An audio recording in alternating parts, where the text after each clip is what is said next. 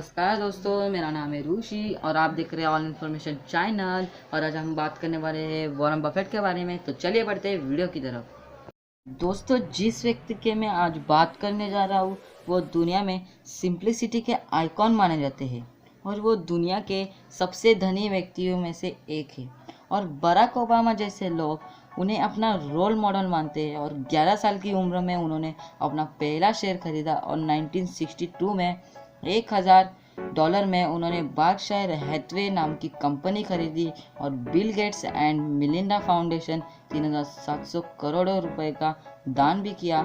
और दूसरे विश्व युद्ध के बाद 30 अगस्त 1930 में नेब्रास्का ओमाहा यूएसए में उनका जन्म हुआ था और उनकी फैमिली मिडिल क्लास थी। और उनके पिता एडवर्ड बफेट शेयर मार्केट में इन्वेस्टर बन गए और वसालात पे काम करने लगे। और वॉरेन बफेट को निवेश करने की कला विरासत में ही मिली थी और उनके पापा ने उनको बचपन में ही इन्वेस्ट करने की कला सिखा दी थी। और दोस्तों, 7 साल की उम्र में उन्होंने एक किताब पढ़ी और उसका किताब का नाम था 1000 वेज टू मेक $1000। इस बुक को पढ़ के वो इंस्पायर्ड हुए और उन्होंने पब्लिक लाइब्रेरी से किराए पे ली थी। और दोस्तों, उनको ये किताब पढ़ के पैसे कमाने की धुन सवार हो गई थी। दोस्तों, उन्होंने स्टार्टिंग चिंगम से की और कोका कोला बेचा और बॉटल बेची और मैगजीन को उन्होंने घर घर जाके बेचा और अपने दादाजी के ग्रोसरी शॉप में काम भी किया जब वो हाई स्कूल में थे। और उन्होंने हाई स्कूल में थे तभी पेपर घर घर जाकर भी बेचा। और उन्होंने 11 साल की उम्र में अपना पहला शेयर खरीदा। और दोस्तों, जल्दी ही शेयर के दाम गिर जाने पर उन्होंने वो शेयर घबराहट में बेच दी। लेकिन उसके बाद शेयर के दाम तेजी से बढ़े और वो मुनाफा नहीं कमा सके। दोस्तों, इस बात से उन्होंने ये सबक लिया था कि अपने शेयर जल्दीबाजी में ना बेचे। फिर उन्होंने किसी चीज़ अपने पास ज़्यादा समय रखने की ठान ली थी और उन्होंने 13 साल की उम्र में अपना पहला इनकम टैक्स भरा और 15 साल की उम्र में अपना पहला पिंग बॉल मशीन खरीदा। और उन्होंने सलून में पार्टनरशिप के द्वारा पिंग बॉल मशीन रख दी। और देखते ही दोस्तों 1 से 3 पिंग बॉल मशीन हो गई। और बाद में दोस्तों वो बिजनेस $1200 में उन्होंने बेच दिया। और 16 साल की उम्र में उनके पास 9800 बचत हो गई थी। और उसके बाद दोस्तों हाई स्कूल के बाद दोस्तों उनकी सीखने की इच्छा नहीं थी। और दोस्तों, उनके पापा ने ऐसा होने नहीं दिया और कोलंबिया यूनिवर्सिटी में फॉर्म भर दिया।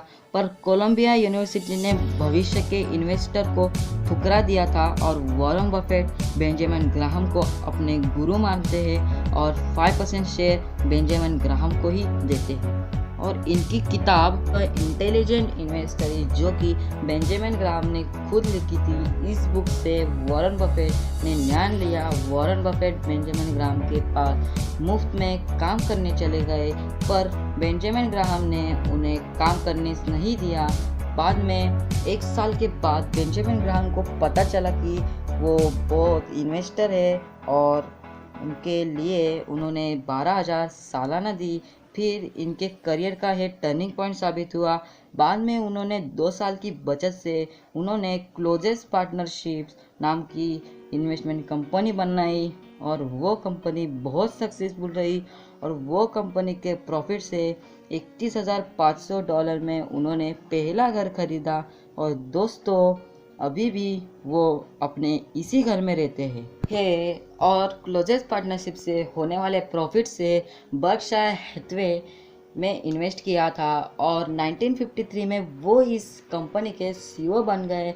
और ऐसा केवल उन्होंने इन्वेस्टर के ही रूप में किया था और वो भी सिर्फ 35 साल की उम्र में किया था। और 1981 में उन्होंने कोका कोला नाम की कंपनी के 7% शेयर $1.2 बिलियन में खरीदे। वो भी आज भी बेचे नहीं है उन्होंने। वो चुनौतियों से कभी नहीं डरते। और 2008 में बिल गेट्स को उन्होंने पीछे छोड़ दिया। अब बात करते हैं दोस्तों उनकी हिस्ट्री के बारे में। मैं थोड़ा सा आपको बताऊंगा हिस्ट्री इंग्लिश में। तो अब बात करते हैं उनका पूरा नाम की। तो वॉरेन एडवर्ड बफेट उनका पूरा नाम था। Born August 13, 1930, is an American business magnet investor who is the chairman and CEO of Berkshire Hathaway.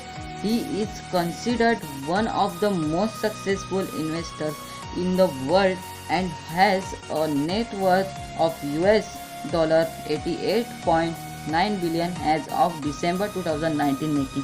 अब बात करते हैं उसकी एजुकेशन की, उनकी एजुकेशन की।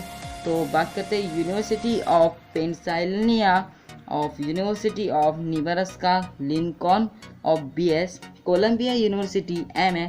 तो अब बात करते हैं दोस्तों ऑक्यूपेशन की। तो बिजनेसमैन, इन्वेस्टर, फिलेंथ्रोपिस्ट। और अब बात करते हैं ईयर्स एक्टिव की। तो 1951 प्रेजेंट। नॉफ फॉर की अभी बात करते हैं हम नॉफ फॉर की। तो leadership of Berkshire Hathaway with Charlie Munger. अब बात करते हैं दोस्तों नेटवर्थ की। तो US $70.5 बिलियन अप्रैल 2020। तो दोस्तों अभी 2020 में उनकी 70 बिलियन थी और 2019 में 88 बिलियन थी।